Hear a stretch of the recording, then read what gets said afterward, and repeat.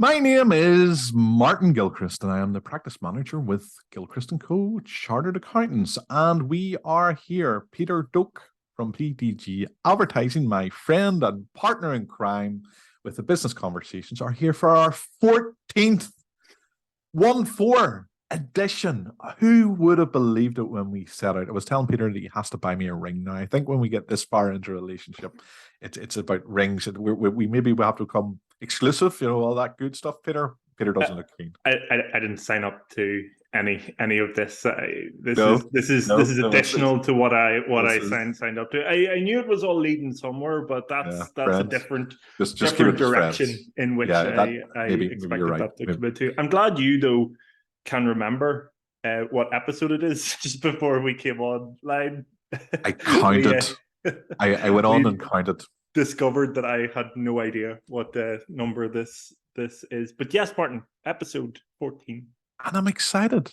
I was saying in one of the wee videos that I made to invite people along to this, that when I was a young fella during the summertime, it was Tom Sawyer was a program that was on once a week. He built rafts and did all this adventurous stuff, and you had to wait all week for it to come on. And that's the feeling I get now about this. And people coming on for the first time, we go, "Aye, Martin, right? Is it really that good?" But I tell you what, some of the conversations, Peter, and some of the guests we've had have been fantastic. They have. I'm smiling at Tom Sawyer because I'm not sure who that is. Is Huckleberry Finn? Huckleberry Finn. But I don't know. I don't know what or who Huckleberry Finn is, or Tom Sawyer. I don't know anything about. Way before your time. That's why I have more grey hair than you. My equivalent is probably the Teenage Mutant Hero Turtles. Oh my goodness! Or we are a Fresh Prince of Bel-Air. Those were the ones. Yeah. That I liked. But no, I'm telling you, get that same feeling. Really enjoy build up to the Wednesday. I think it's great as well. Like, it would be cool. There will be episodes that we might just do ourselves. Mm-hmm. But it's really cool that there's a guest today, and we've got a guest booked for next week as well, because you're looking forward to finding out about that person and having that business conversation with the guest. Mm-hmm. And tonight's guest is a marvelous woman, Ellie McBride. Now, I know Ellie. I've met her at numerous different business networking events. The last one being what do you call the big one that was down in Belfast? The name's going in my head. DNA? Digital DNA. I bumped into her at Digital DNA, and she is a font of energy and enthusiasm and great stuff. Always really pleasant person to meet and to chat to. But Peter, it was actually through your engagement that she's on here this evening. How did that come about? How do you know Ellie, and why is she here this evening? So Ellie is the ideal business conversation person for me. Ellie and I connected at Bismarang. If any of our local audience knows what that is, it's a little Northern Ireland networking group, and we did like a networking session together and caught up. And at my business, PDG Advertising, I want to be real and I want to be, very truthful about who we are and what we're about. And we're really weak at web development. Like, we are beyond poor at it. It's just not something that we are. It's not what you do. No, it's not. And that's a learning from our business journey. And why I'm going into this in so much detail is because whenever we're putting our businesses that we work with, our customers, they sometimes do need help with that, or sometimes they need a whole web redesign, web development service. And if I'm going to recommend someone, or if I'm going to partner up with someone, I want it to be someone that's really good. I want it to be someone that really cares about what they do. So from the networking meetings in Bismarang, I connected with Ellie on Instagram on her business Calibrated Concepts, and I enjoyed every post that she did. I thought it's on brand. The websites look good. It's on Squarespace, is one of the platforms that she works on. She's going to tell us a little bit more about the business and all the other things she does, but just a really great opportunity to have Ellie on this evening. Very good. And on that note, will we bring Ellie in? She's on her way.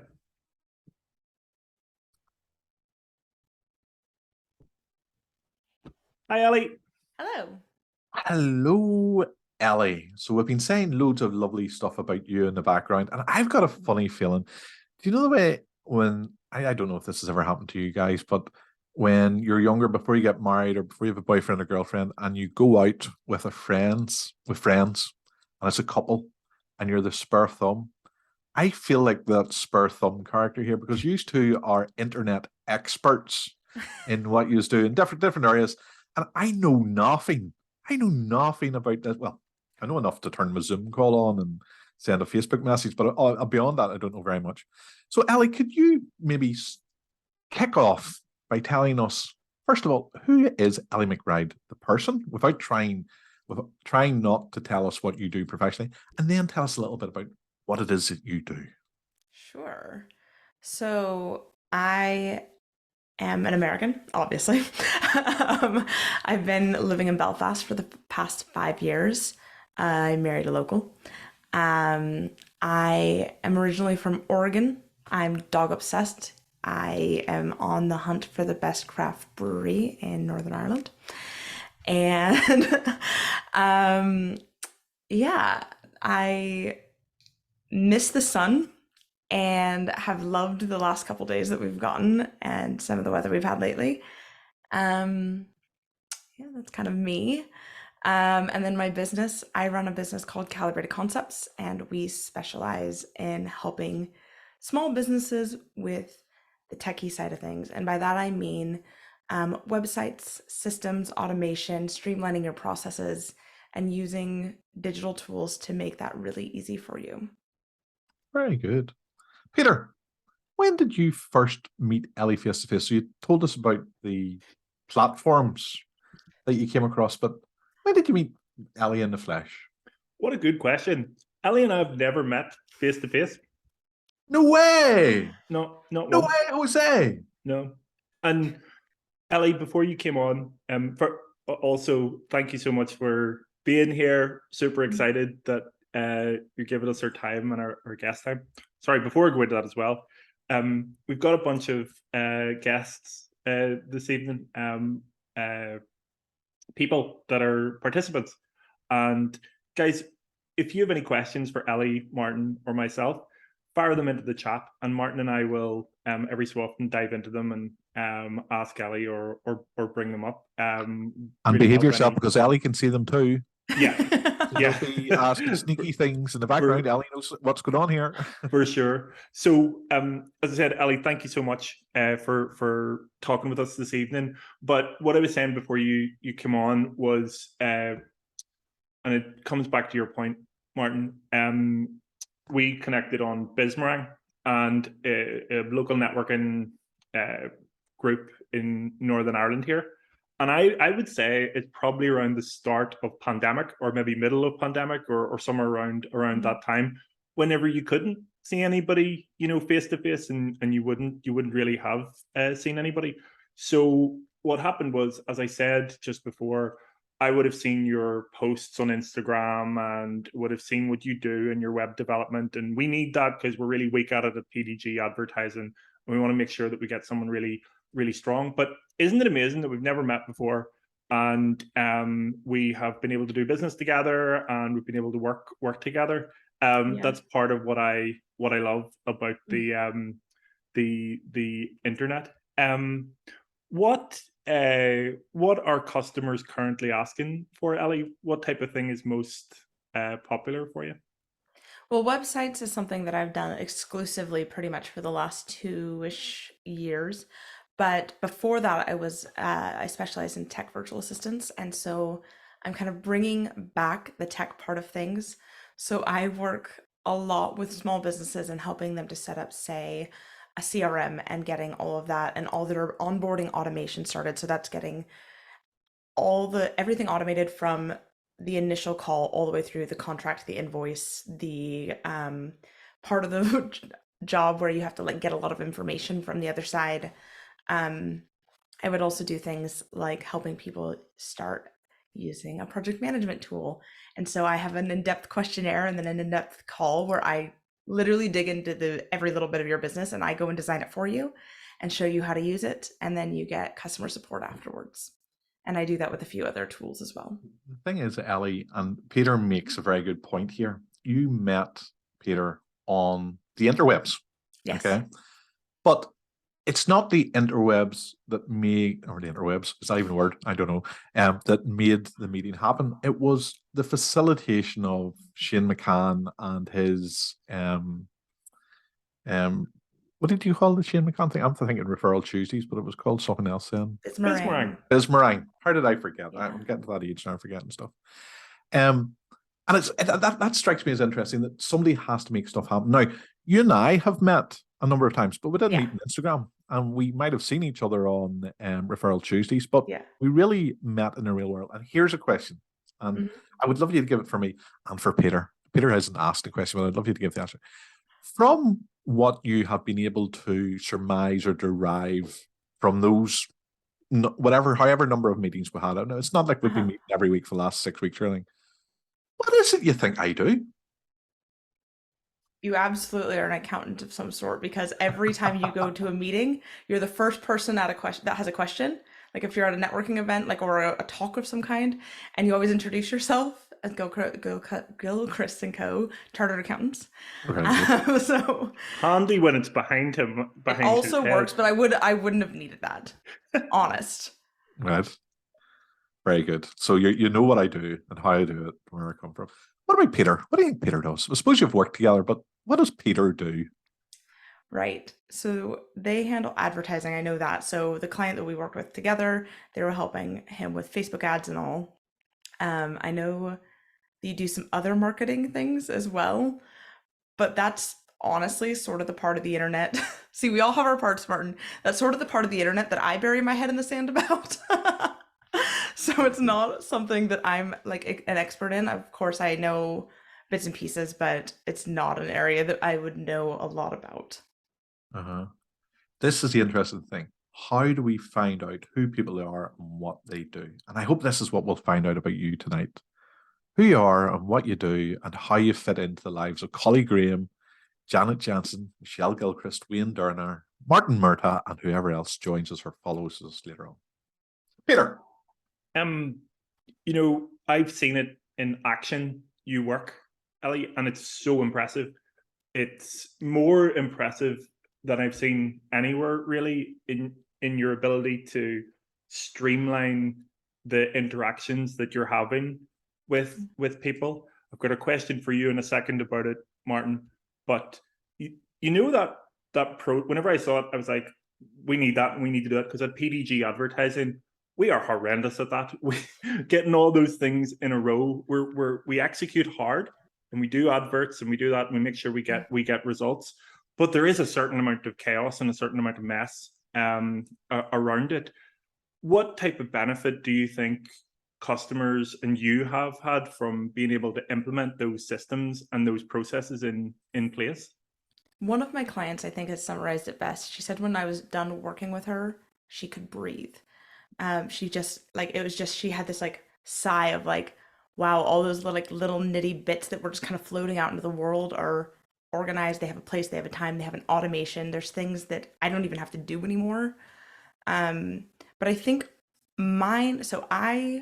and I'm very open about this, but I have an anxiety disorder. And so I really need the world to be organized to a certain extent. It's part of one of my coping mechanisms is making sure that the world is just so to a point. I'm a little bit Monica Geller, but I'm not too bad. But on the other end, what I find is if you so it's all well and good to do like really good work, and people, of course, you need to do really good work. But what will make people refer you is if, on top of the really good work, working with you was really easy.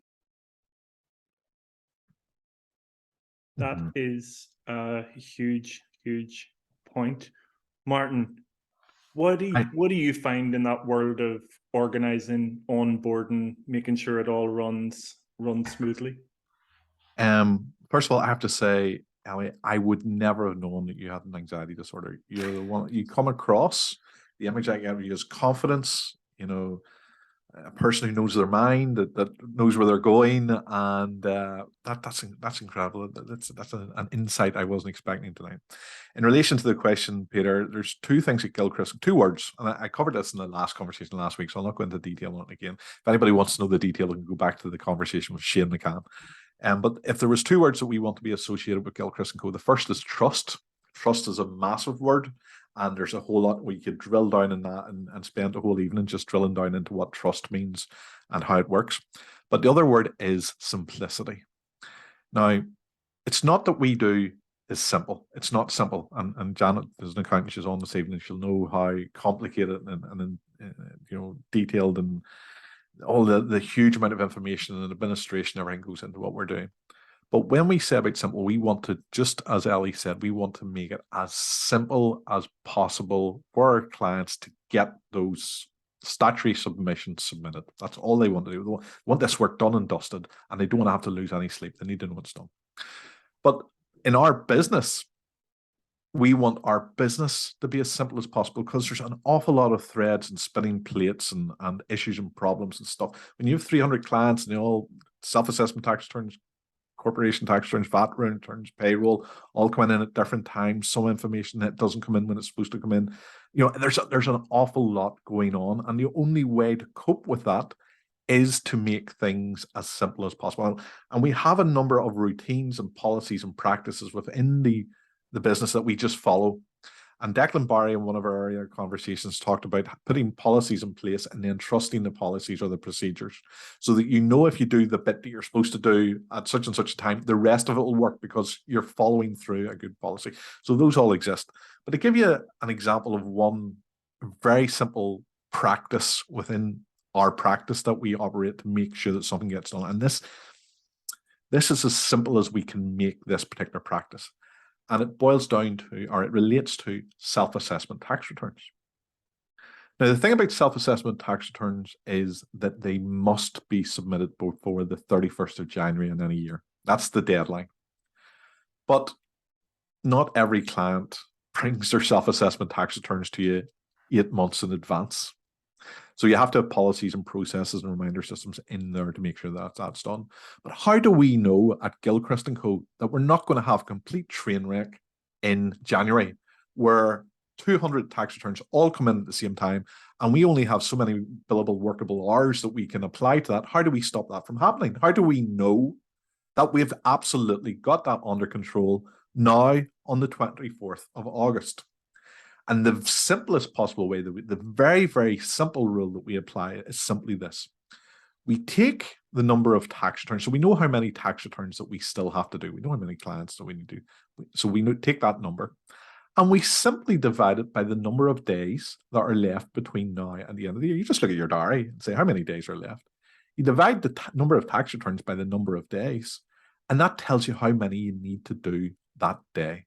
So if, for example, there was 100 tax returns left and there was 50 days and 100 tax returns, that means if you do 2 tax returns a day, you're going to get them all done for the end of the year.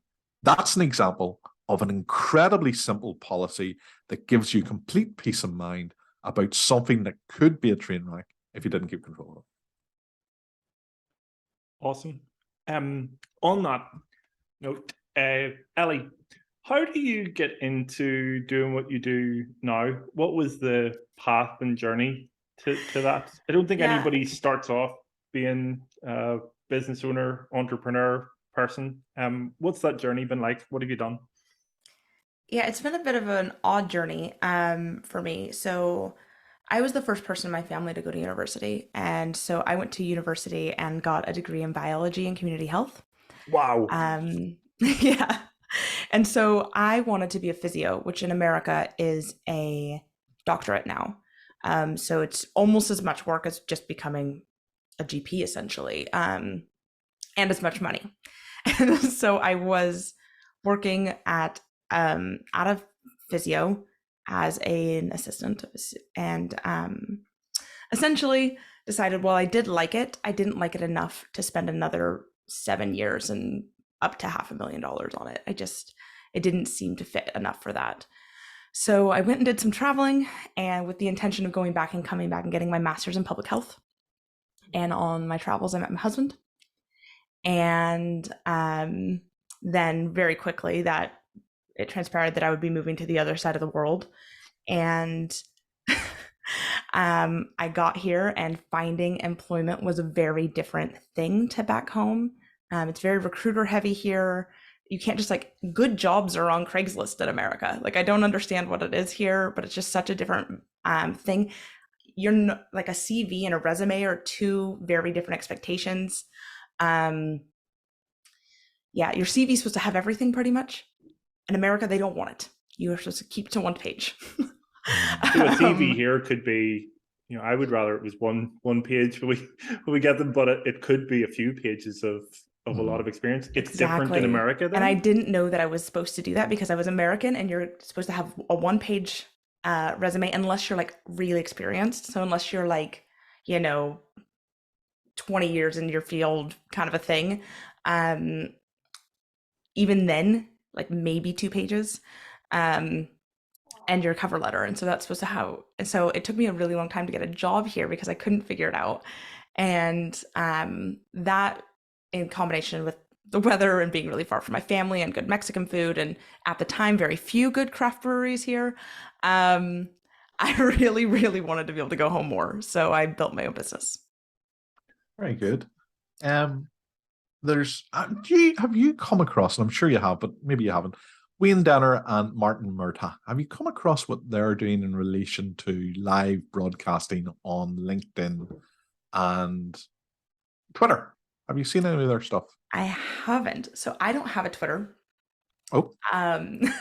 So, and up until recently, I'm only starting to properly use LinkedIn again, maybe in the last month or so. I really have focused on Instagram and YouTube as also semi-recently, but for a long time it was all pretty much Instagram. But I love creating YouTube tutorials, and so I've been doing that for a while as well now.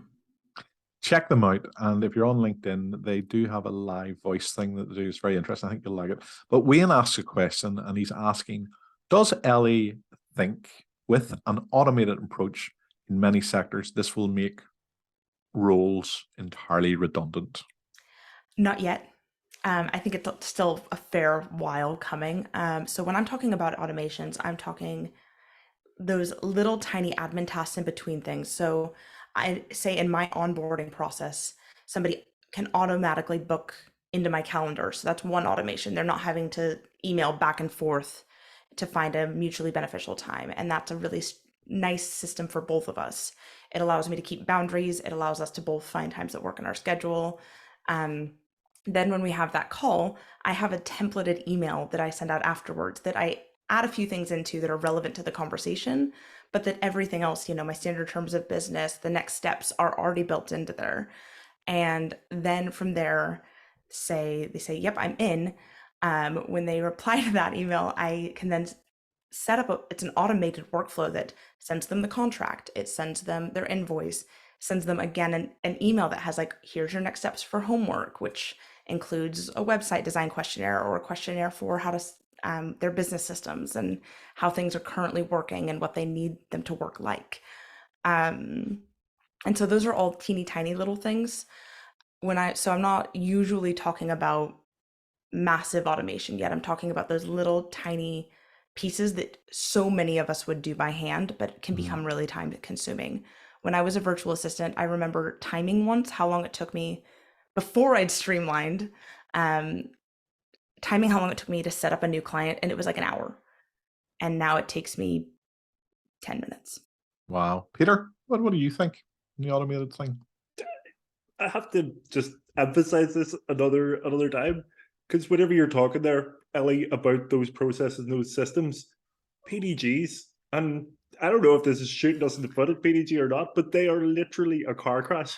Every single time we need to do one of those things that you've mentioned, it's setting it all up from scratch again. Every single, and not only is it taking a bunch of time doing it, we're actually taking the time to reformulate how we do it every time, and not in a good way, in a way that, I mean, I've found documents that we've created from 3 years ago, halfway through creating a document that I needed for that moment.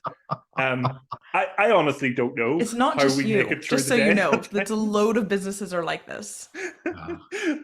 It's funny. No, I think it's just it's something that we need to really focus on. But I do think I've seen what you do, and there's a real talent in what you do. You have something that's very special in being able to focus in on those things and work on them. I was going to ask something about what you do in your business, and because I've background, I know that you do a lot of Squarespace work on Squarespace, but Collie Graham, one of our audience members, has just asked a question about that. So I will perhaps take a look and read out about that. So Collie has just asked, Ellie, I see you do Squarespace. How does this compare to Elementor on WordPress? And that's from Collie. So I will say, I'm not a WordPress expert, so I can't say how much, like, there's only so much there's plenty I don't know about that system to compare and contrast.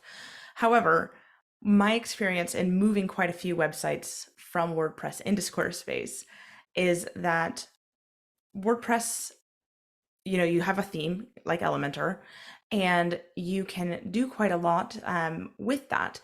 But the problem with WordPress is usually it's not super user friendly for people who don't design websites.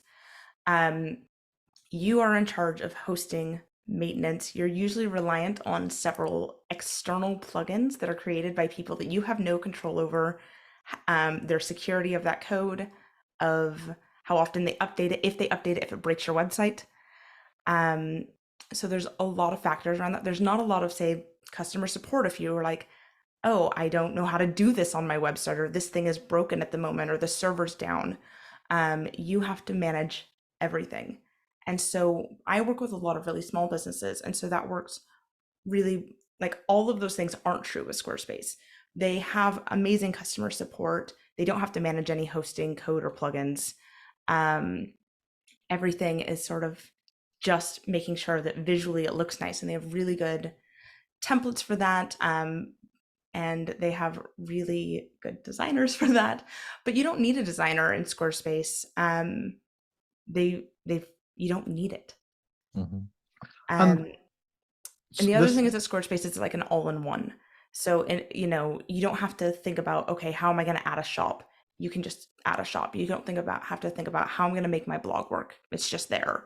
You don't have to think about how I'm going to add a video collection or a paid gated member area or any of those things. And Squarespace has been buying up things as it goes. So it also owns Acuity Scheduling now. It owns Unfold, and there's another one. Can't think of it off the top. Isn't that they cool? also have their own email marketing tool. The ability to connect up to people with a scheduling tool like Acuity, or there's other ones out there, so that you don't have that weird time-wasting interaction of let me check my calendar, or I'm not busy that day, where you can just get it together. Martin, you were going to say something. I was, and I think Ellie's already answered the question, but I just wanted, and it's a question for both of you actually. Imagine, bring yourselves way back. Let's do that thing at a time. Ooh, we're going back to that. When you started your business, and remember when you weren't spending any money at all in your business because you didn't have any money, you just started out, you had no clients and no money, and you're trying to absolutely do everything from whatever you could find in your back pocket and bits of thread and little bits of chewing gum and stuff to get your business together.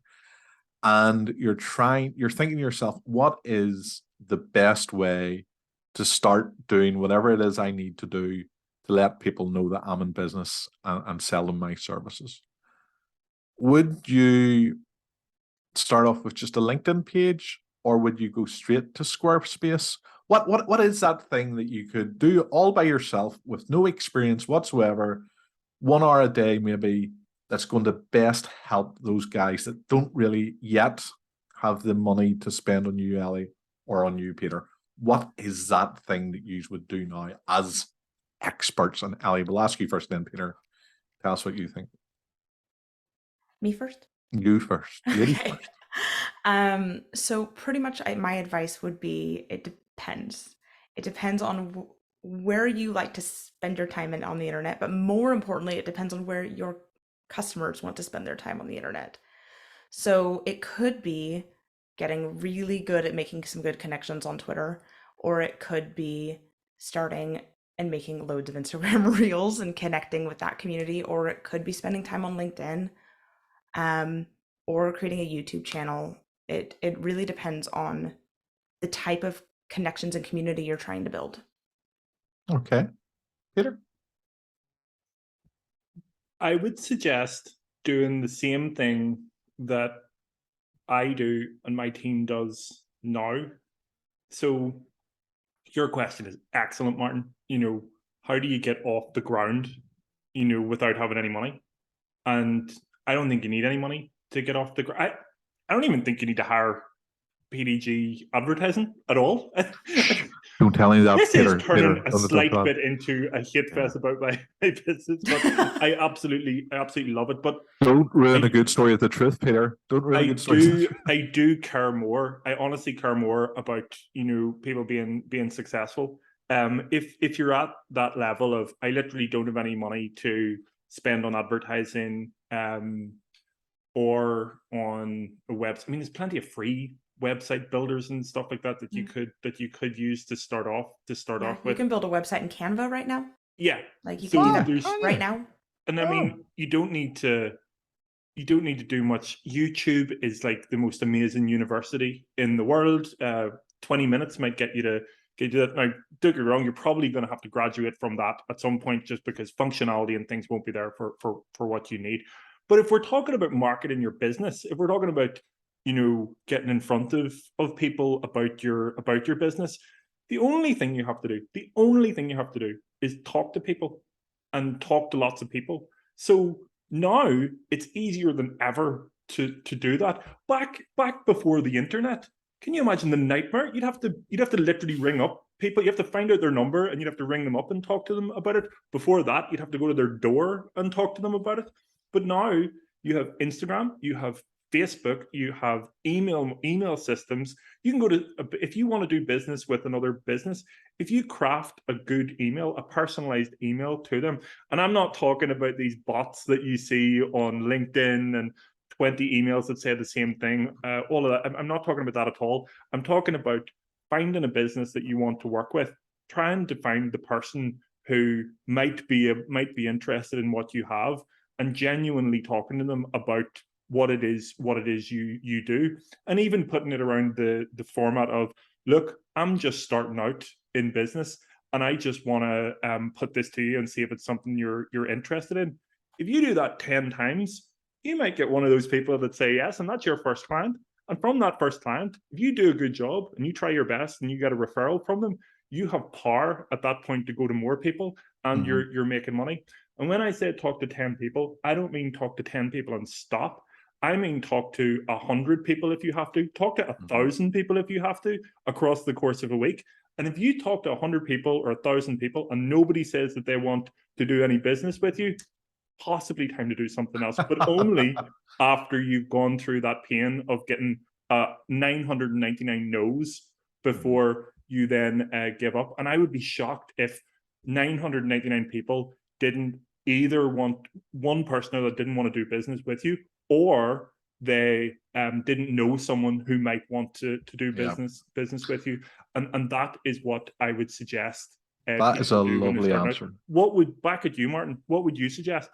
I'm not going to answer the question. I'll because I'm not going to make a better answer than what you guys already said. I think you answered that very well. But while you were talking, I was actually going to change the direction a little bit, because something popped into my head. I was listening to what both of you had said about how you given the answer that you gave there, and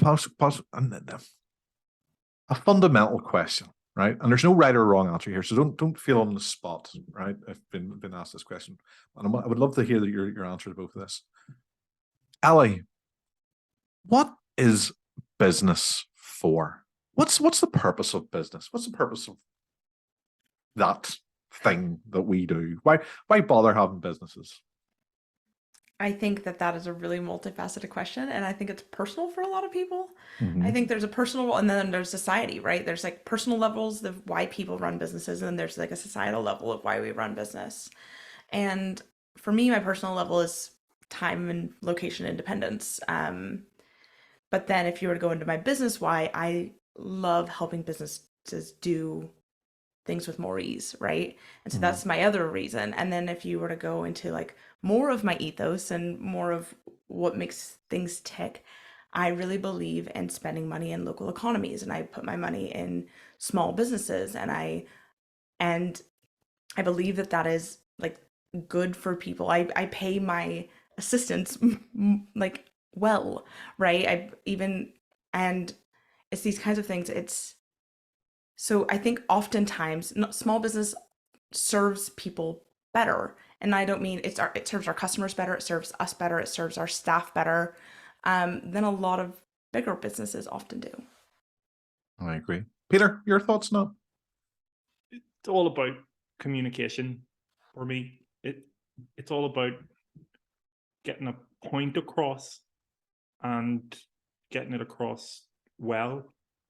I don't think it's about money. I think it has to be about money a certain amount, but there's an amount you get to, I think, where it all starts to become a little bit samey or something, where you have to be, I think you have to strive to be comfortable in business,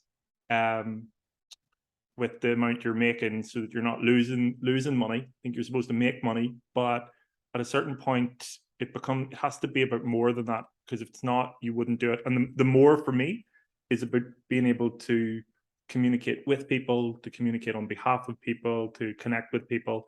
That's what's very very important to me.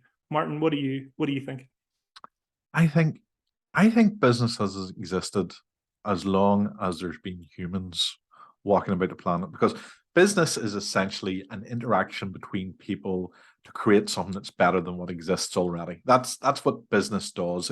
It takes fundamentals and it takes somebody's imagination, an idea that is in an individual's head, and through conversation and collaboration and work and enterprise and initiative, create something from absolutely nothing.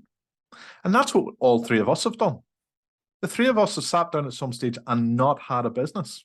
You know, we were not business people, and we've had an idea, a dream, an intuition, a something, and out of that we have created employment.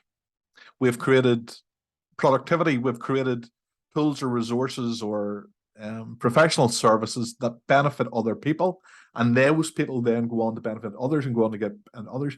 I think business is absolutely one of the most fundamental characteristics of the human nature. It's something that is within us all.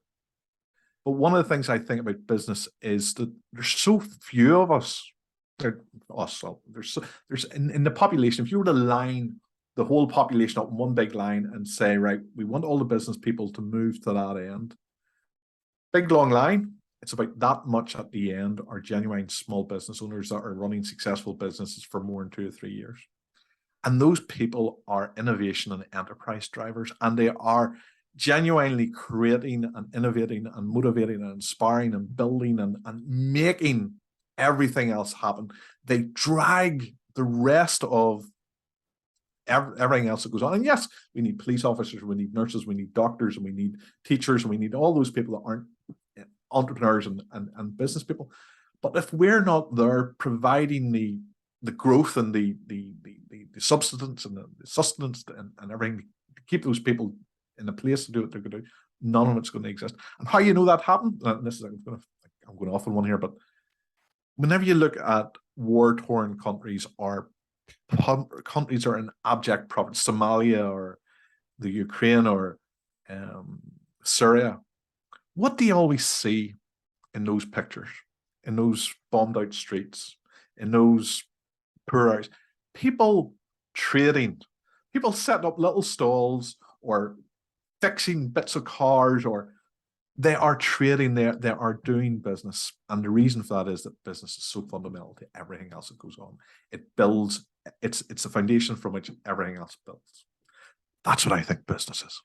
Well, it's very interesting that whenever you mention those different areas of the world, it reminded me of something that I'm very interested in and wanted to ask Ellie. Ellie, what do you think it's like, doing business in America as opposed to over here in Ireland, Northern Ireland? Well, I've not properly done business in America, really. I've lived Fair here. I enough. started my business when I moved here.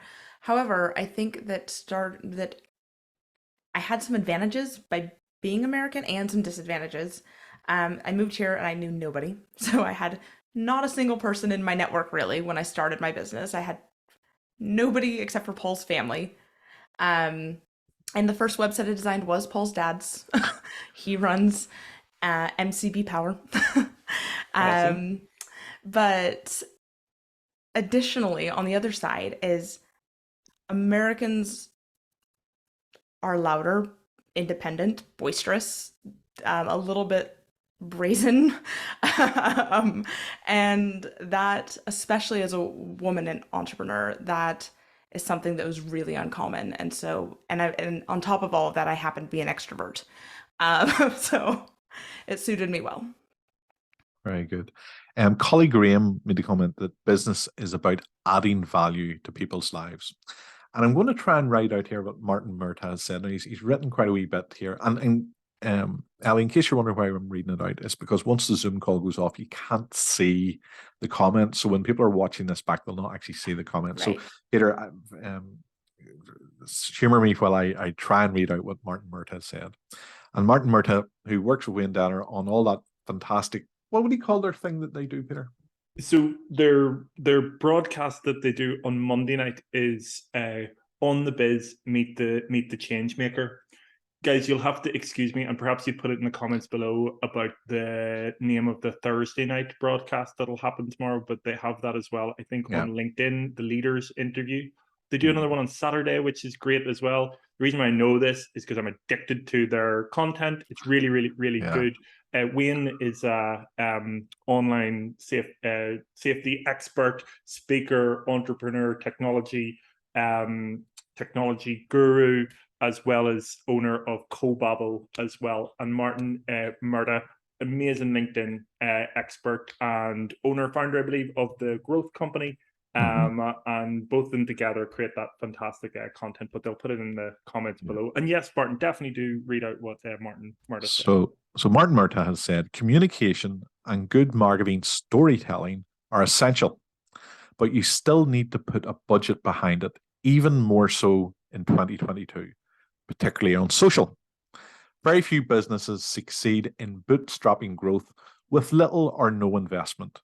Algorithms make it increasingly difficult if they think you're trying to bypass their advertising features. So that's what the contribution Martin Murta has made to the chat feed. And on that note, Ellie, if there's a magic wand and you could start again from scratch, everything was wiped out, nobody has any memory of what Ellie has done before or where you've been or the promises you've made or the commitments or the learning or anything else. If you go back and do it all again, and you can't do what you're doing now, you can't say, oh, I love what I'm doing now, I would do that again. What would you do? What do you think would be an alternative Ellie? Yeah, so I've actually thought a lot about this because I think that my skills in life and I are to create order and make things pretty. And I think that again somewhat comes down from my anxiety and just my personality. But I've told this story on my own podcast before, but my dad told me this story a couple of years ago and I was like, oh, sounds about right. But essentially we had one of those rugs, that's got the racetracks on them. Oh, yeah. And me and my dad and my brother were all on the ground. Like a play mat for kids? Yes. And we had all these cars and my dad and my brother are down playing with the cars when we're kids. And I'm taking all the toy cars and lining them up by size, shape, and color. And that's fun for me.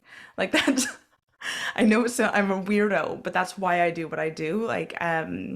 So I think if I were to create another career out of those same skill sets of creating order and making things pretty, I would probably need to be, I don't know, an interior designer or Wow. Yeah. professional organizer or something along those lines.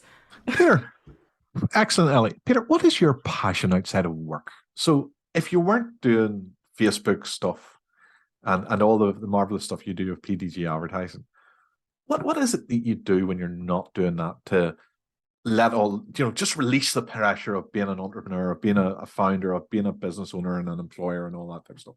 How do you get it out? Oh dear. So this is where I tell you about. So basically, the PDG advertising empire that we're building is just a front for when I actually take up the reins and become the superstar DJ that I have always dreamed to be and always wanted to be. That is my. Do you know, it's funny, like that is, if you ask me that, that's what I would want to be if I wasn't doing this, which I love. I would want to do that. And it reminds me of something my dad said to me a long time ago. And it was weird. I wasn't very good at school. Sorry, I was reasonably good at school, but really lazy. Like I didn't want to go in and I didn't want to do any work. And I remember I went through this phase of not getting out of bed. I'm still like that. Yeah, me too. But I went through this phase of not getting out of bed. And I remember my dad just coming in once and saying, I think it was about 15 or so. And I was like, I'm just not going. I figured out that if I didn't move, it would be very difficult for them to physically get me into school. So it was really lazy, spoilt, and not good at getting up and going to school. And my dad came in, he just had a talk with me. And he said, I've always remembered it. He just said, look, I don't care what you do, but you have to do something. You have to go out and do something. It doesn't matter what you do. If you don't want to go to school, you can go and get a job. You can go and, you can be a rock star. You can be a doctor, a dentist. You can do whatever you want to do, but you will be doing something. You're not sitting here. You have to go and do something. And it was a real turning point for me. Because I realized that that's true. I realized the world literally is your oyster. You can go and do whatever it is you want to do. And I think that's why I've had the confidence to build up this business. And I do believe that I could go into most things, and if I really put my mind to it. However, the superstar DJ thing, I say it in kind of jest, but not really. In the back of my mind, at some point, I will be in front of a lot of people doing that. Doing that thing. I'd have to train myself at it first, but yeah, that's my dream. I wonder if that's like the person who watches a lot of football and always wonders if whenever they go to a football match that they're going to be asked on whenever someone gets injured or something like that. Yeah. Martin, what would you be doing if you weren't a superstar accountant? I will answer that question, but I'm going to ask Ellie.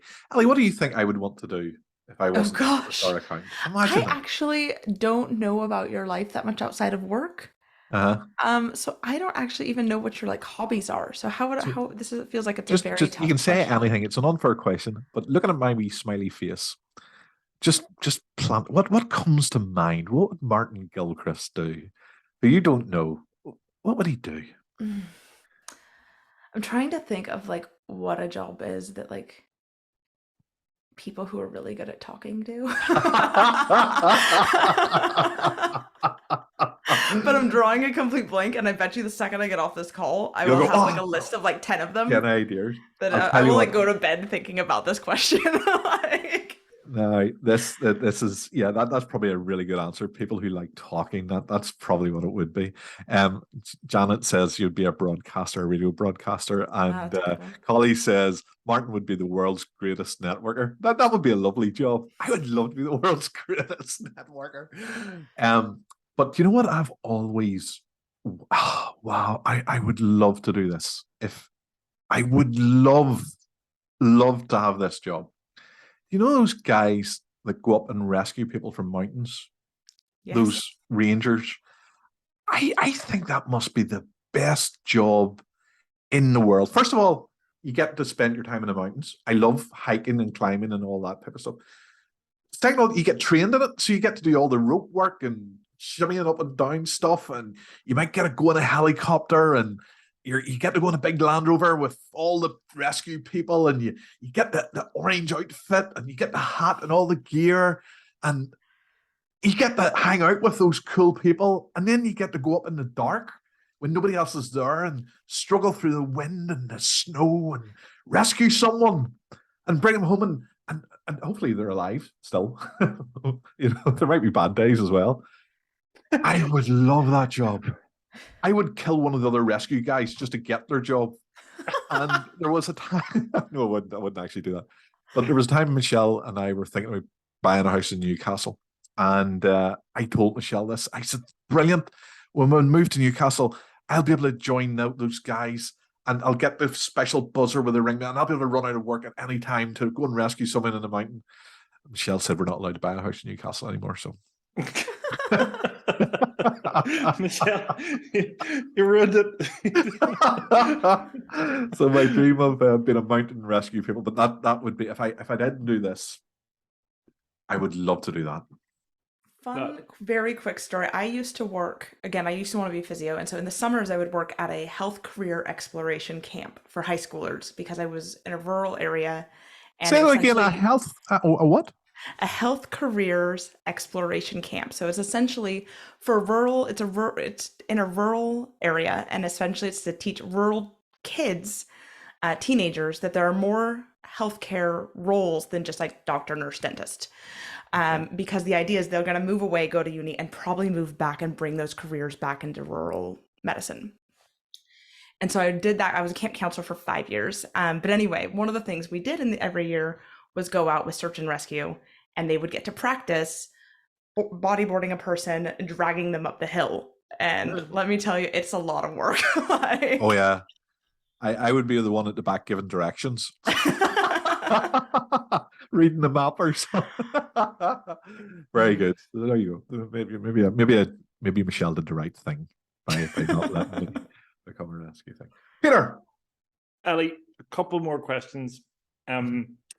What have you learned in your business journey that you'd like to share with people? What's something that you didn't know before and now you know? Oof. What did I not know before? I think what I didn't realize starting a business is that it's sort of like intensive therapy. In a way, you really have to know yourself, trust yourself, push yourself. You have to be really comfortable in your skin, being seen by the outside world as however they might see you running this business. Especially again, as a woman in business, there's a lot of like, oh, is she getting above her station, or why isn't she home with the kids, or whatever. So I think to be doing this and being visible and loud and proud and promoting it, you just have to be really comfortable with yourself. And I didn't really expect that part of it when I was starting a business. Mm-hmm. I think you've got one of the fundamental lessons that we all learn in business right away. There's no one else there to hold your hand. Even if you're in business with a partner, even if you're I don't mean a partner like your husband or wife, although it's the same. Right. When you're in business, you are in business. You have to take responsibility for yourself, for your actions, for your determination, for your grit and everything else. No one else can do the business for you. And I think sometimes, no matter how high ranking you are as an employee, if it's not your business, you can just drop it and go somewhere else if it's all not going according to plan. If it's your business, it's not that easy. It's like having a baby. Once you have that baby, you're responsible, come hell or high water. And you have to have the confidence to, you have to, if you don't have it, you have to find it. Yeah. So yeah, it's a great point. I Definitely. think it's like when you're working for someone, you can talk about how things should be done in the business, and you can pontificate, and you can say this is terrible or this is awful, which I did in every single business that I worked in. I would say, this is terrible, I know how to do this better, this should be done better. When the buck stops with you, it really does, and you realize that there literally aren't enough hours in the day to do all the things that you maybe suggested were easy to do. when everything's on you. And it's, I suppose, one thing that I've learned in the last maybe year or so is reach out a bit more, to people, to talk to people, talking to people like Martin, Ellie, talking to you, connecting with people and doing that. That does. It never really eases it totally. Like, you're still responsible. You're still the person in charge. It's your book that you're writing, but you can make it a little bit easier by developing allies along the way. I think that's important. I think that's one of the most, apart from all the points that Ellie made, obviously, but I think that's one of the most important points made tonight. Business is difficult, and you need to make connections. Even listening to, so Ellie, you talking about your anxiety, Peter, you talking about the issues coming up in business and stuff. Just hearing those stories from people that you might actually, and hopefully will actually bump into and have a conversation and have a coffee with in the real world, just knowing that other people have been through that same pain or anxiety or issue or problem that you have been, makes you feel like it's not just you. It's not the world isn't as lonely as how it can sometimes feel when you're sitting in the office 12 o'clock on a Tuesday night trying to resolve something that, trying to get through a brick wall that we all come across when we're in business. I think that's a fantastic point. So yeah, well done. We're coming, it's 1 minute to 9. We try to get finished for 9 o'clock. Before we go, and before I let you summarize, Peter, and ask Ellie your final thoughts, I just want to read through a couple of the comments that have come through. So Martin Murtagh always wanted to be a lollipop man. That doesn't surprise me in some ways.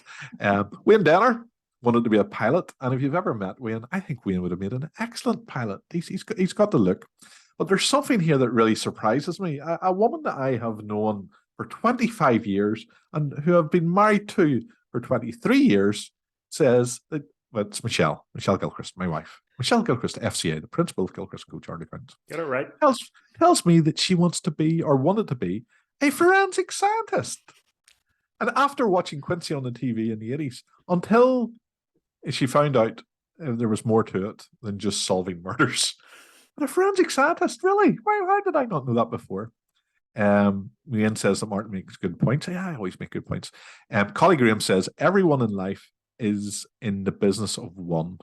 That sounds really deep. I don't really know what it means. I'm sure everybody else understands it. Wayne Denner says, it's taken me several years to manage my business anxiety. Do you know what, Wayne? I think, and Ellie, thank you for bringing it up. I think that's something we all suffer from, anxiety in business. And we don't talk about it. People just don't talk about it. And I don't know why not, but hopefully us sharing that here. I face anxiety in business, and I'm sure we all do at some stage. And finally, Martin Murtagh, if you work for someone else, you'll make a living. Work for yourself and you'll make a fortune. Of course, there's a thin line between success and failure. Most people haven't the acumen to fail. So the very fact you're out there doing it for yourself is to be commended. Fair enough, Marty. And Colin Graham finally says, I taught that to all my sales team. Everyone in life is in the business of one. Okay. Right. I'm finished. Apart from this, please, if you're watching this and you've enjoyed what all the Ellie's had to say and enjoyed what Peter's had to say, hit the subscribe button. We have 28 subscribers, and if we don't have 29 by tomorrow, I'll know that one of you hasn't hit the button when you're asked. It's going to be up there somewhere. Probably it's up there, I think. Up there. Go and hit that button, please. It'll make us feel popular and wanted. And that's me finished. Peter. One thing before we move over to yourself, Ellie. I think I saw that Wayne Denner said that he started his PPL a few years ago, done like 8 hours. That might mean that that's the pilot's license thing or something like that. Yeah, it's a private pilot's license. My husband has, you'll see here, my husband's just gotten his microlight license. So I'm literally a pile of pilot stuff next to me right now. Here is his license. Wow. He's very proud. Wow. So you're married to a pilot. How useful that'll be. Yeah. Well, you can jet set for free. Well, with the cost of flights these days, you get him to just grab one. But isn't that really, really interesting? Wayne, basically a pilot, never knew that before. Incredible. Looking forward to chatting to you about that soon. Wayne, Ellie, no idea. Your husband, pilot, absolutely amazing. Didn't know about so much of your journey, what you studied in, all of those things. Absolutely love the phrase create order and make things pretty. That's just incredible. That is so much power in it. And because I know of what you do and have worked with you, I can see that happening in what you do, which is just awesome. What I wanted to do to wrap up was hand it over to yourself. Maybe you could let us know just about, you know, what the products and services are one more time, and how people get in touch with you, and how people can work with you. Sure. So my website is calibratedconcepts.com, or you can go to elliemcbride.com. They take you to the same place. But essentially, I offer custom website services. I also offer system services, and sort of in both of those worlds, I offer small bundles. So I offer Squarespace Power Hours, where people can, if you've built your own website or somebody else has built your website, you can come to me and get a tune-up or some help around editing things or adding, say, a members area. And then I also offer a bundle that is a pre-recorded workshop about streamlining your business admin. And then it comes with a 1-hour consultation with me after you've watched that video as well, that you can then pick my brain about finding the right tools and systems and processes for your business. Because I don't believe in a one-size-fits-all. Now, I do work with very specific tools, but that's because those are the ones that I know I'm an expert in enough to build out. I do have some colleagues that I can refer you to if you want to use a different tool.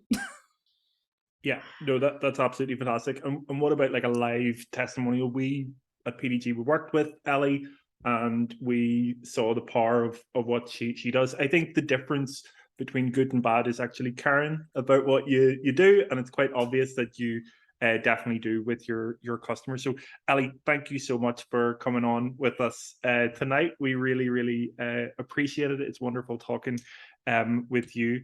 Thanks to all our participants for your questions and your points. Really awesome to have you here. And if you or anybody that's watching on the YouTube video player wants to come on and join Martin and myself for another episode of Business Conversations, just find us somehow on the internet, on LinkedIn, and let us know. Leave a comment, like, subscribe, as we say, and we look forward to seeing you on the next episode of Business Conversations next week at 8 p.m. on Wednesday.